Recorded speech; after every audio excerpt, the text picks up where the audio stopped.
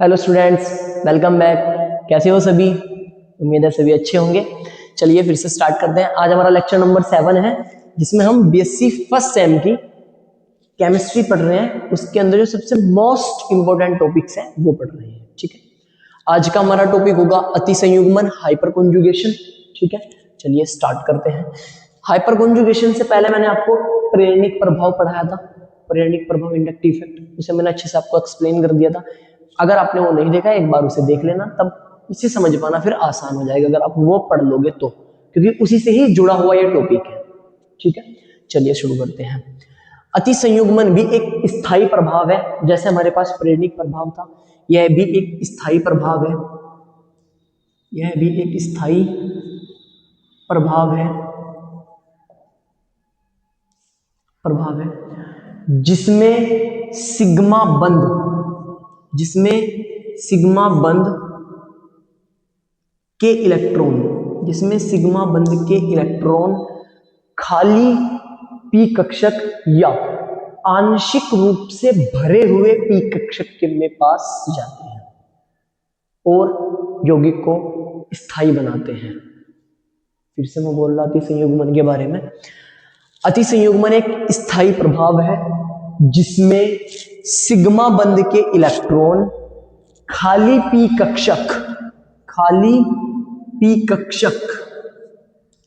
कक्षक, ये सब मैं बताऊंगा, टेंशन मत लो।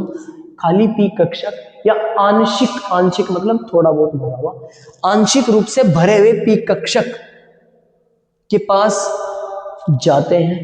ठीक है, ये इलेक्ट्रॉन, सिग्मा बंध के इलेक्ट्रॉन खाली पी कक्षक या आंशिक रूप से भरे हुए पी कक्षक के पास जाते हैं और उस यौगिक को स्थायी बनाते हैं।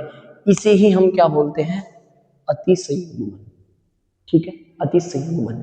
स्थायी बनाना मैं पीछे आपको बता चुका ऑलरेडी लेक्चर में। किसी यौगिक को स्टेबल बना देना, जिससे वो इधर उधर कहीं अपने आप को परिवर्तित न करे, जैसे वो बन गया एकदम वैसे ही फिट रहे, उसे स्टेबल करना बोलते हैं। ठीक है, थ्योरी आपको स्क्रीन पर लिखी हुई दिख जाएगी।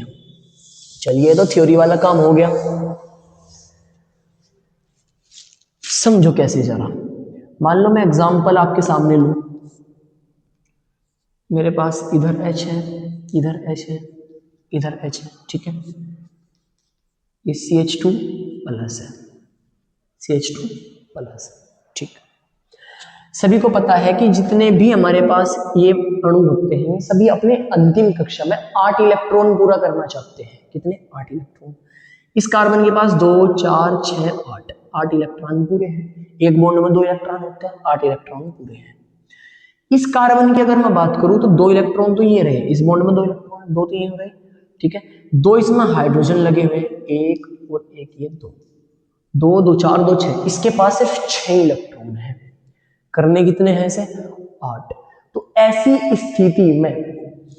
स्थिति में मेरे पास अति संयुग्मन कार्य करता है। इसमें क्या होता है कि जो सिग्मा बंध होते हैं, सिग्मा बंध के इलेक्ट्रॉन, सिग्मा बंध मतलब सिंगल बॉन्ड, ये वाले इलेक्ट्रॉन यानी कि CH बंध वाले इलेक्ट्रॉन इस खाली कक्षक के पास चले जाते हैं। ये दोनों के दोनों इलेक्ट्रॉन इस खाली कक्षक के पास चले जाते हैं। जब ये इधर चला जाएगा तो कुछ ऐसा यौगिक आपको देखने को मिलेगा। इधर रह गया मेरे पास CH, ऊपर H, सामने बन गया H, H, H। ठीक, ऐसे यौगिक बन गया। हो सकता है कि ये वाला हाइड्रोजन ना जाके ये वाला हाइड्रोजन चला जाए, हो सकता है ये वाला हाइड्रोजन ना जाके ये वाला हाइड्रोजन चला जाए। ठीक है, तो इनमें से कोई सा भी एक हाइड्रोजन जा सकता है। चलिए, बढ़िया। इसे हम बोलते हैं हाइपर कॉन्जुगेशन, यानी कि अति संयुग्मन। अब आगे ये जो अति संयुग्मन होता है, इसके अनुप्रयोग क्या है?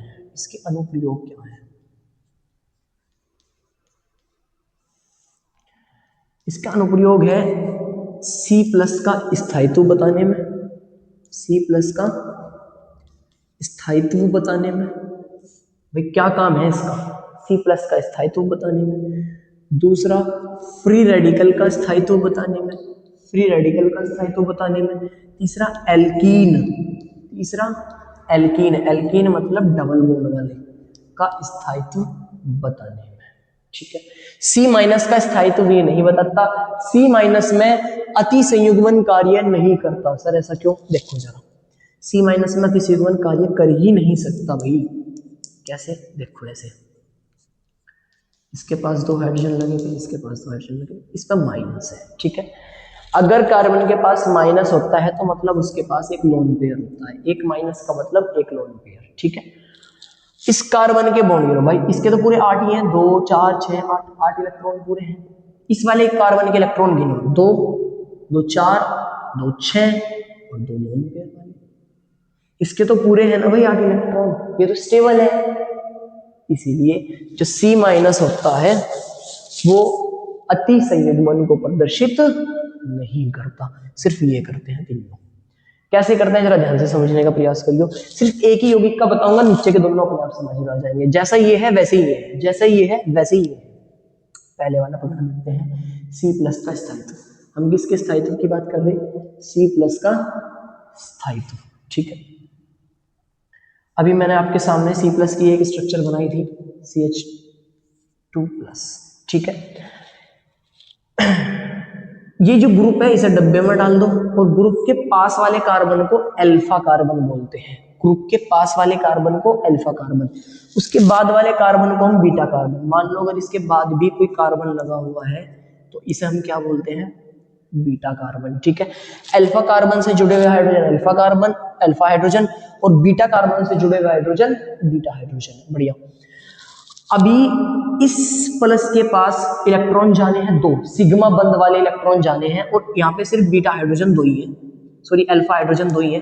अल्फा हाइड्रोजन जाते हैं, ये वाले हाइड्रोजन यहाँ पे क्रॉस करके नहीं जा सकते क्योंकि दूरी ज्यादा हो गई।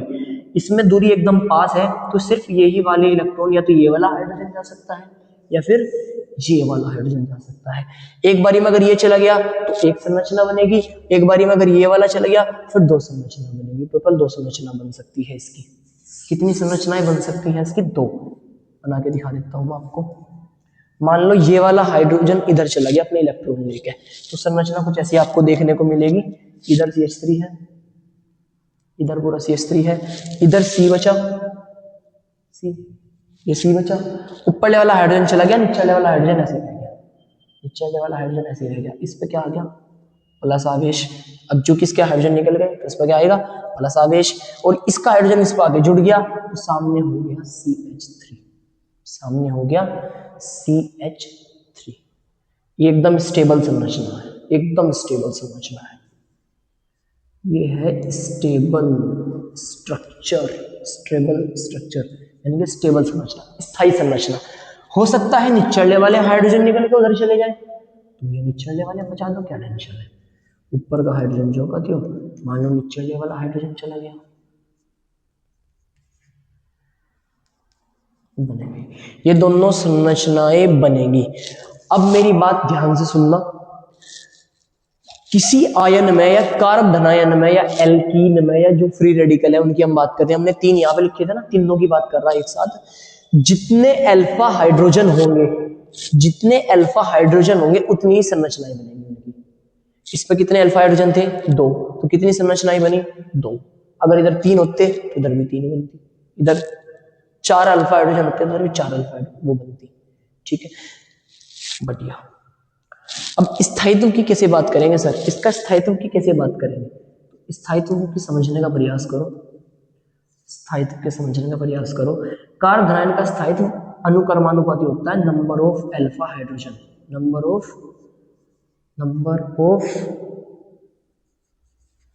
Alpha hydrogen. ये पॉइंट है बस, जिसमें जितने ज्यादा अल्फा हाइड्रोजन होंगे, जिसमें जितने ज्यादा अल्फा हाइड्रोजन होंगे वो उतना ही अधिक स्थायी होगा।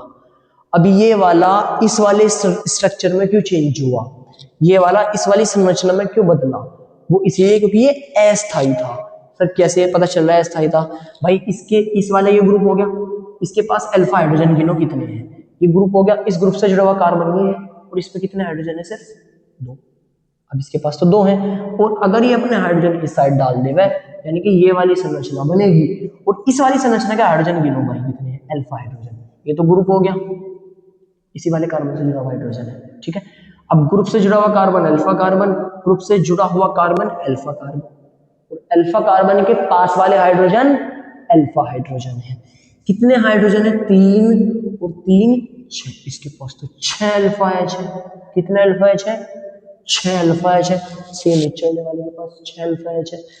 और अल्फा एच जिस पे जितने ज्यादा होते हैं वो उतना ही अधिक स्थायी होता है। मैंने आपको बता दिया, स्थायित्व नंबर ऑफ अल्फा एच के अनुक्रमानुपाती होता है। यही स्थायित्व हम इंडक्टिव इफेक्ट में भी पढ़े थे। ठीक है, तो सर इंडक्टिव इफेक्ट वाला लगाएंगे रूल यहाँ पे या फिर हाइपर कॉन्जुगेशन वाला? तो भैया हाइपर वाला लगाएंगे।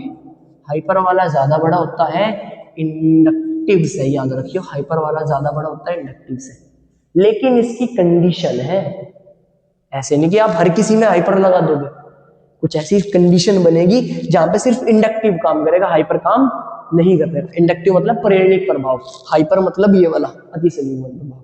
तो सर वे कंडीशन क्या है, वे शर्तें क्या है कि जहां पे हमारे पास हाइपर कॉन्जुगेशन काम करेगा, इंडक्टिव काम नहीं करने का, उसके बारे में बात करेंगे। चलिए इतना उतार लीजिए फटाफट से, ये एग्जाम्पल है, ये एग्जाम्पल है। ठीक है, इसकी 2 संरचनाएं बन रही, ये नोट पॉइंट में डाल लेना एक उधर से, और ये इसका स्थायित्व का है कि जितने ज्यादा अल्फा हाइड्रोजन होंगे। पूरे के पूरे अति संयुग्मन की मैं वो बता रहा आपको शर्तें क्या है सभी की, चाहे वो मेरे पास फ्री रेडिकल हो, चाहे वो मेरे पास C+ हो, चाहे वो मेरे पास डबल बॉन्ड हो, तीनों की शर्तें एक साथ बता रहा, तीनों की शर्तें कि क्या शर्तें हैं कि इन कंडीशन में मेरे पास अति संयुग्मन लगेगा, इनकी क्या शर्तें हैं। तो शर्तें लिखते हैं भाई हेडिंग, किसकी शर्तें हैं? अति संयुग्मन की। इसकी 2 शर्तें हैं। सबसे पहले अल्फा कार्बन पर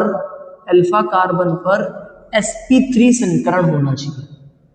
अल्फा कार्बन पर sp3 संकरण होना चाहिए। अब ये क्या है मैं आगे आपको बताऊंगा संकरण वाला टॉपिक, इसके बाद हम संकरण वाला टॉपिक ही लेंगे। ठीक है, अभी सिर्फ याद रखो कि अल्फा कार्बन पर sp3 संकरण होना चाहिए। कैसे होता है संकरण मैं बताऊंगा, टेंशन मत लो, अभी इतना बताऊंगा जितना यहाँ पे यूज कर सको आप। दूसरा, कम से कम एक अल्फा हाइड्रोजन होना चाहिए, एक अल्फा हाइड्रोजन होना चाहिए, कम से कम एक अल्फा हाइड्रोजन तो भाई होना चाहिए। ठीक है भाई, अल्फा हाइड्रोजन पे ही तो स्थायित्व निर्भर कर रहा, अगर आप अल्फा हाइड्रोजन ही नहीं लेने के तो फिर तो ये इफेक्ट काम ही नहीं कर रहा। तो इन कंडीशन में ये काम करता है भाई, कम से कम एक अल्फा हाइड्रोजन होना चाहिए और अल्फा कार्बन पर sp3 संकरण होना चाहिए। सर कैसे निकाल लेंगे sp3 संकरण? sp3 संकरण की सिचुएशन एक ही है कि आपको टोटल 4 सिग्मा बॉन्ड देखने, 4 सिग्मा बॉन्ड। अगर कार्बन के पास 4 सिग्मा बॉन्ड है तो मतलब वो कार्बन sp3 संकरण है।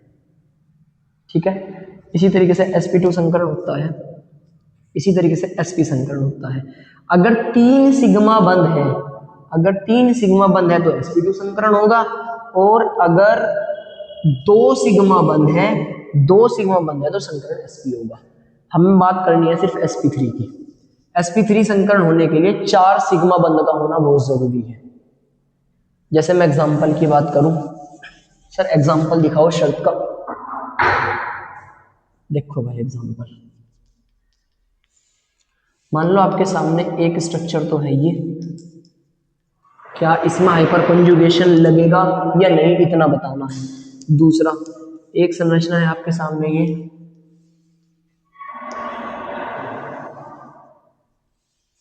क्या इस पर हाइपर कंजुगेशन लगेगा। अब बात करते हैं इन दो की।